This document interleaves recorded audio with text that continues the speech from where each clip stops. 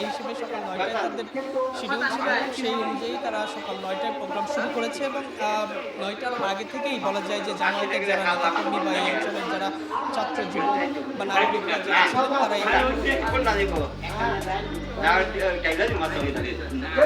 এখানে এসে উপস্থিত হয়েছে এবং মহিলাদের আলাদা প্যান্ডেল করা হয়েছে। প্যান্ডেলের মধ্যে পাশে এই মাঠের পাশেই আলাদা প্যান্ডেলে মহিলারা অবস্থান করছেন। এখানকার জামায়াতের যে সকল মহিলা কর্মী রয়েছেন শুধু তাই না, স্থানীয় যারা মহিলারা রয়েছেন তারাও এখানে অংশ নিয়েছেন এবং এই আজকের এই সমাবেশে ঢাকা শহরের এমপি প্রার্থী রয়েছেন এস এম খালিদুজ্জামান। তিনি এখানকার মানুষের কাছে যে আহ্বানটি রাখছেন